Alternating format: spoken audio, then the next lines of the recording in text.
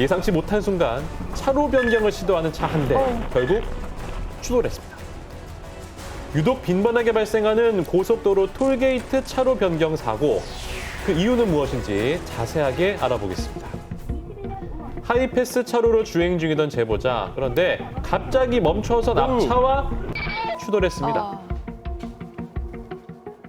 차가 그 정도 속도에 줄이는 거로 생각했지 멈출 거라고 생각하지는 못했죠, 전혀. 나중에 불치고 나서 선 거구나 그때서야 알게 됐어요.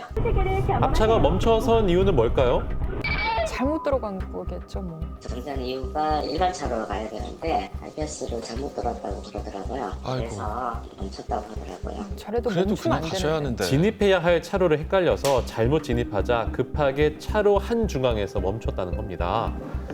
근데 실제로 이런 사고가 톨게이트에서 굉장히 많이 발생하고 있다고 합니다. 네. 직접 현장을 찾아가 봤습니다. 얼마 지나지 않아 4개의 차로를 한 번에 횡단하는 트럭 발견할 수 있었습니다. 도대체 운전을 왜 저렇게 하는 걸까요? 하이패스로 이용하시잖아요. 네. 혹시 잘못해서 가신 적은 있으신가요? 하이패스로 들어오려고 하다가 잘못해서 현금으로 들어왔거든요. 그 구분하는 게 조금 복잡할 때는 있어요. 예를 들어서 여기는 우리가 이제 좀 자주 다니는 길이기 때문에 미리 예측을 할 수가 있잖아. 어디쯤에 대략이 있다. 그런데 이제 지방 같은 뭐 이런 데 같은 경우는 조금 헷갈릴 수도 있고 뭐 이런 솔직히 거 헷갈릴 있어요. 때 있어요.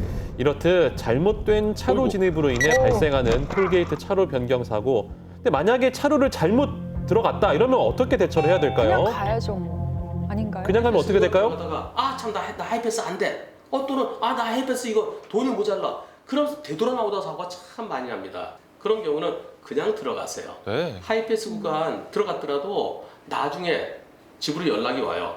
요금 내주세요 하는 지로 영수증이 나옵니다. 또 하이패스 구간에서는 혹시 급제동한 차가 있더라도 들이받지 않게 해서 제한속도 30을 지키는 것이 안전합니다. 네, 그냥 가시면 됩니다. 아무 문제 없습니다. 톨게이트를 빠져나온 뒤에도 방심은 금물입니다. 진출로에서 사고가 많이 발생합니다. 차로가 복잡하니까. 하이패스 차로로 빠져나오던 제보자 앞쪽에서 급차로 변경을 시도하는 차를 발견하곤 피하려고 했지만 결국 추돌. 이런 경우 굉장히 많거든요. 네. 하이패스를 지나가고 상대 차량이 갑자기 대각선을 쭉 오는 걸 보고 나서 저도 왼쪽을 꺾어서 교차하는 방식으로 피하려고 했는데 너무 걱정을 할 거라고 속도가 생각은 하지 못했죠. 이 사고로 인해 제보자의 차량 처참하게 파손됐습니다. 이런 사고가 처음이었기에 더 당황스러웠다는 제보자. 왜 이토록 위험한 다차로 변경을 시도하는 걸까요? 왜냐하면 가끔가다 톨게이트 지나서 1차로 차가 저쪽 끝으로 나가는 경우가 있어요. 하이패스 충전하러 가야지, 나 화장실 가야지, 그러면서 대각선으로 들어오는 차들이 있습니다. 그런 차에 대비해서 좁아지는 구간 들어갈 때까지는 천천히 가야 됩니다. 그냥 달리다가 대각선 온 차랑 사고 나는 경우도 제법 많습니다. 톨게이트 지나서 바로 속도 내는 것은 위험할 수 있습니다. 네, 사고 예방을 하시려면요. 톨게이트 들어갈 때나 나갈 때 모두 제한 속도 30km라는 걸 잊지 마시고요. 감속 주행하는 습관을 들이시는 것이 가장 중요합니다. 네. 안정적인 속도로 고속도로를 주행 중이던 제보자. 별탈 없이 주행 중인가 싶었는데 갑작스러운 추돌 사고를 당하고 말았습니다. 안 보였는데? 어떻게 된 사고 거지? 당시는 저는 왜 사고가 났는지는 몰랐고 제 차가 반 바퀴 이상 돌면서 이러다가 내가 죽는구나라는 생각이 문득 들었습니다. 추돌 후 중심을 잃고 회전하는 제보자의 차량. 사고의 충격이 얼마나 심했는지 느껴지는데요. 당시 시야에 들어온 건 차량 2대입니다. 누가 사고를 냈는지조차 가늠이 잘 안 됩니다. 네. 어떻게 된 일일까요?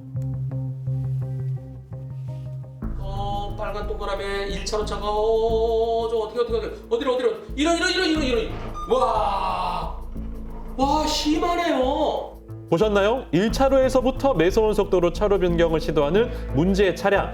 진입로로 가기 위해서 다차로 변경을 하던 중 사고가 발생한 겁니다.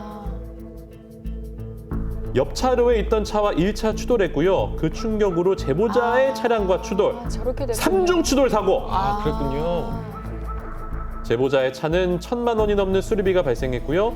옆 차로에 있던 차는 폐차됐습니다. 큰 사고였네요. 아니 1차로에서 어떻게 4개 차를 건너왔고 저기서 나올 수 있을까요?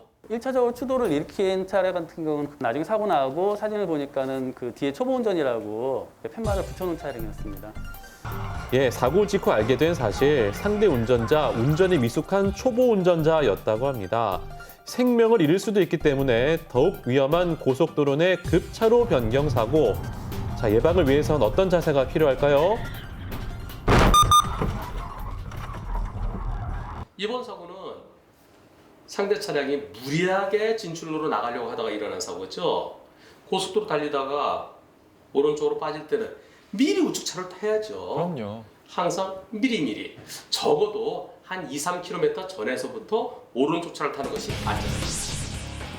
무리한 차로 변경, 찰나의 순간 대형 사고로 이어질 수 있는 만큼 운전자 모두의 각별한 주의가 필요합니다. 잘못 들면 그냥 쭉 가세요. 돌아가시면 네. 됩니다. 돌아가면 되죠. 신호에 따라 좌회전을 하던 제보자. 그런데 갑자기 나타난 행인과 충돌하고 말았습니다. 안 보였어요, 안 보였어요. 자세한 네, 이야기 가는 제보자에게 길이었는데, 들어봤습니다. 네, 여기 앞에서 저기서 좌회전 신호를 받고 있었어요. 그래서 신호가 떨어지고 진입을 하는데 이쪽 신호등에서 대각선으로 비틀비틀거리면서 걸어가고 계시더라고요. 확인한 거는 블랙박스 영상에서 확인을 했고요. 제보자는 신호에 따라 정상적으로 천천히 좌회전하고 있었고요. 보행자는 횡단보도 빨간불에 횡단보도 살짝 벗어나 대각선을 건너다가 빵! 사고로 이어졌습니다. 부딪히고 나서 이제 바로 차를 세우고 사람 괜찮은가 확인해야 되지 않습니까? 이제 확인했는데 술 냄새가 너무 많이 났었어요. 당시 만취 상태로 무단 횡단을 한 보행자 정말 큰일 날 뻔했습니다. 제보자는 무단 횡단자 미리 발견할 수 없었나요?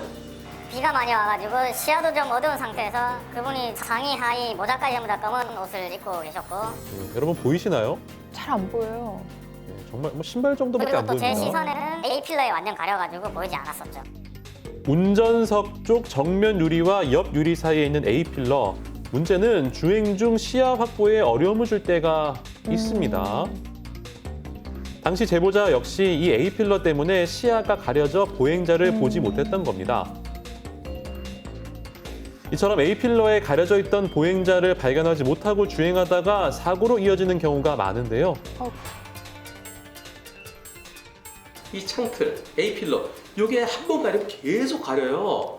그래서 안 보였다는 거죠. 이번 사고에 대해서 과실비는 어떻게 진행되고 있습니까? 보험사에서 제가 가실이 한 70에서 80% 정도 나올 거다라고 말을 했었죠. 아니 제보자가 70에 80이라고요? 그럼 제보자가 더 잘못됐다는 얘기예요? 제 시선에는 보이지도 않던 사람이 갑자기 나타나가지고 제가 인지를 하고 바로 멈췄는데도 불가피하게 사고가 난 것 같은데 차량 운전자라는 이유만으로 70-80%를 받는다는 건 좀 억울한 면도 있죠. 제보자로서는 안 보였는데 억울하다. 하지만 좌회전할 때는 안 보이는 쪽이 있어요. 사각지대가 있습니다. 사각지대는 내 스스로 시야를 확보하도록 노력을 했어야 돼요. 고개를 돌려서라도. 따라서 제보자에게도 일부 잘못이 있고요. 무단횡단자가 더 많이 잘못됐고 무단횡단자 60, 제보자 40% 보입니다. 어떤 상황이든 무단 횡단은 절대 금지입니다. 운전자와 보행자 모두가 조심해야만 안전한 도로를 만들 수